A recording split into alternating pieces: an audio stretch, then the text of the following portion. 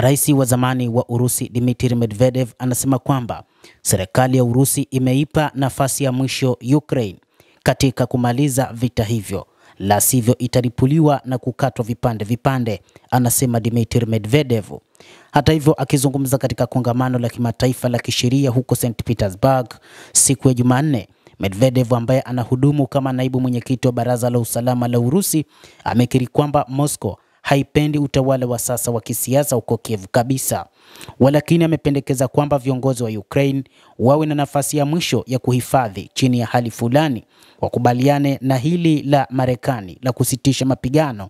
Baada ya hapo, Urusi itaiharibu vipande vipande nchi hiyo ya Ukraine. Hata hivyo, Urusi kupitia rais wake Vladimir Putin naye amekuwa na maono kama ya Dmitry Medvedev, akisema kwamba Urusi ina aina ya kila silaha inayoweza kutumika katika kufanya mashambulizi na kuiharibu kabisa Ukraine. Majasusi wa Ukraine wamekaririwa siku za hivi karibuni wakisema kwamba kuna mpango wa serikali ya Urusi kutumia makombora ya masafa marefu kuishambulia Ukraine, jambo ambalo linahatarisha maisha ya watu wa Ukraine.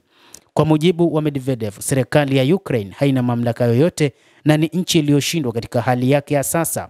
Moscow bado iko tayari kufanya mazungumzo ya amani ya moja kwa moja bila masharti ambayo yatazingatia hali halisi ya sasa na kushughulikia sababu kuu za mzozo, Medvedev alisema.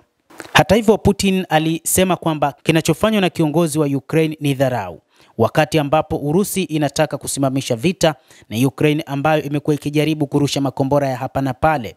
Moscow ina wasiwasi kwamba kwa sasa hakuna watu binafsi nchini Ukraine ambao wana mamlaka kisheria ya kutia saini makubaliano ya aina yoyote ya amani na Urusi, lakini wametoa nafasi ya mwisho kwa kiongozi wa Ukraine, Rais Volodymyr Zelensky, ili aweze kukamilisha mzozo huu ambao ameuanzisha yeye.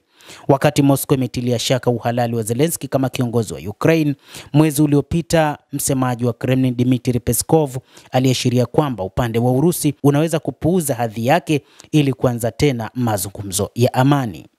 Wiki iliyopita wajumbe kutoka Urusi na Ukraine walikutana mjini Istanbul kuashiria mazungumzo yao ya kwanza ya moja kwa moja tangu Kiev ilipoachana na mchakato wa amani mwaka 2022. Mkuu wa timu ya mazungumzo ya Urusi mjini Istanbul, Vladimir Medinsky, baadaye alisema pande hizo mbili zilikubaliana kufanya mabadilishano ya wafungwa yanayohusisha karibia watu 1000 kutoka kila upande mara baada ya kutayarisha mazungumzo ya pande zote mbili.